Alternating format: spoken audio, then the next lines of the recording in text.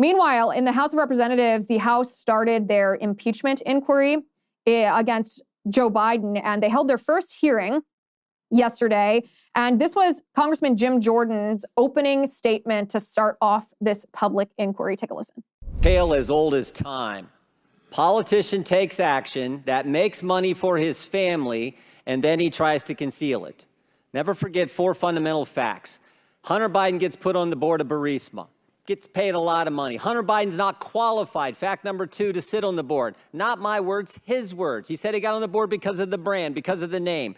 Fact number 3, the executives at Burisma asked Hunter Biden to weigh in and help them with the pressure they are under from the prosecutor in Ukraine. Fact number 4, Joe Biden goes to Ukraine on December 9th, 2015, gives the speech attacking the prosecutor that starts the process of getting that guy fired.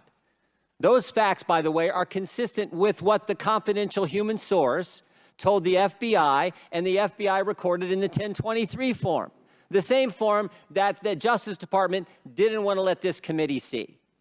And all those facts, all of that was further confirmed yesterday with the information that the Ways and Means Committee released from the whistleblowers Shapley and Ziegler.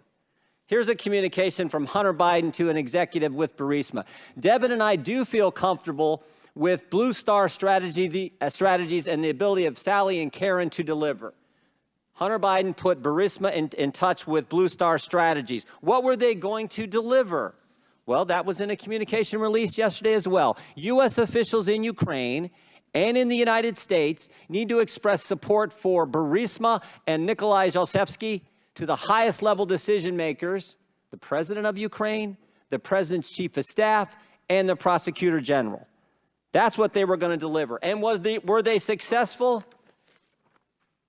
The Interior Minister confirmed that Zlochevsky is no longer wanted. We won in less than a year communications between the folks at Blue Star and Eric Sherwin, who was Hunter Biden's business partner. Awesome work. Congratulations to you guys. Those are the communications. That's what they got done.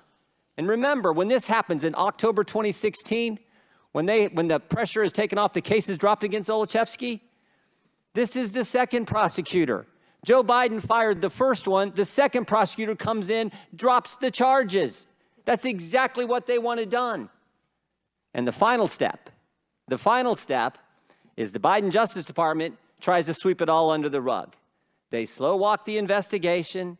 They let the statute of limitations lapse for the most important years, 14 and 15, the Burisma years when all that income's coming in. They try to put together this sweetheart deal and get it past the judge. And we learned yesterday in the search warrant examining Hunter Biden's electronic communications, they weren't allowed to ask about political figure 1. Political figure number 1 is the big guy, is Joe Biden. And they would have gotten away with it all. They would have gotten away with it all except for 2 brave whistleblowers who sat in those seats 2 months ago and told their story. And their story has stood up. 2 brave whistleblowers and a judge in Delaware who said, we're not going to let this happen. That's why we're here today. That's why this inquiry is so darn important. It's the oldest story in the world, and those are the facts. I yield back. So what's really interesting here is we always say that Hunter Biden was the bag man because he was selling access to Joe Biden. It's actually worse than that. He wasn't selling access to Joe Biden. He was selling America's foreign policy, because access to Joe Biden might be like a phone call or a conversation, but what he was actually selling is the ability to change the foreign policy decisions of the United States government as it pertains to whoever was paying Hunter Biden. That's 100 times worse than what we thought.